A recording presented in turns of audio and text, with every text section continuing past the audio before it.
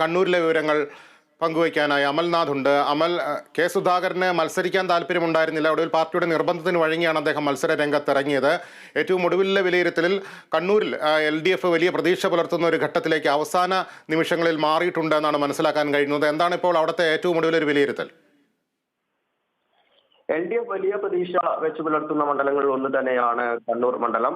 ഒരു ശക്തമായ മത്സരം നടന്ന മണ്ഡലം കൂടിയാണ്. LDFന് വേണ്ടി MP ജയരാജൻ മത്സരിച്ചപ്പോൾ UDFന് വേണ്ടി കെ സുധാകരനും NDAക്ക് വേണ്ടി C രഘുനാഥുമായിരുന്നു മത്സര രംഗത്ത് ഉണ്ടായിരുന്നത്. 2014 6566 വോട്ടിന് CK ശ്രീമതി പിടിച്ചെടുത്ത മണ്ഡലമാണ് ഈ കണ്ണൂർ മണ്ഡലം. അത് 2019 വലിയ ഭൂരിപക്ഷത്തിലാണ് കെ സുധാകരൻ UDFന് വേണ്ടി മണ്ഡലം തിരിച്ചുപിടിച്ചത്. 94,599 വോട്ടിന്റെ ഭൂരിപക്ഷത്തിലായിരുന്നു അന്ന് കെ സുധാകരൻ ഈ കണ്ണൂർ മണ്ഡലം തിരിച്ചുപിടിച്ചിട്ടുണ്ടായിരുന്നത്. 2019 കണക്ക് പരിശോധിക്കുമ്പോൾ UDFന് 50.22%, LDFന് 41.25%, NDAക്ക് 6.49% വോട്ടായിരുന്നു ഇവിടെ ഉണ്ടായിരുന്നത്. ഇതിൽ UDFന്റെ വോട്ടിൽ വലിയ കുറവുണ്ടാകും എന്നാണ് നിലവിലുള്ള ഒരു നിഗമനമുള്ളത്. ഏകദേശം ഒരു 8% വോട്ട് UDFന് കുറയാനുള്ള ഒരു സാധ്യതയുണ്ട്. ഇതിൽ പ്രധാന കാരണം ഒന്ന്, ഈ MP-യുടെ പ്രവർത്തനങ്ങളിൽ വലിയ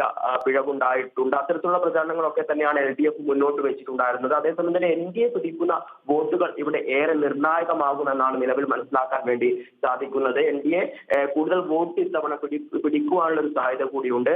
അങ്ങനെ ഇപ്പോൾ ഇവിടെ UDFന്റെ വോട്ടിലൊരു കുറവുണ്ടാവുകയാണെങ്കിൽ ഏകദേശം ഒരേ വോട്ട് പെർസെന്റേജിലേക്ക് പോകാൻ വേണ്ടി ഉള്ള ഒരു സാധ്യതയാണുള്ളത്. അങ്ങനെയുള്ള ഒരു ഫോട്ടോ ഫിനിഷിലൂടെ മാത്രമേ ഇവിടെ ആര് വിജയിക്കുമെന്ന് പറയുവാൻ വേണ്ടി സാധിക്കുകയുള്ളൂ. അതേസമയം തന്നെ 2019 പ്രധാനമായും 4 മണ്ഡലങ്ങൾ. ശരി, എന്നാലും കണ്ണൂർ ഒരു ഫോട്ടോ ഫിനിഷിലേക്ക് നീങ്ങിയിരിക്കുകയാണ്.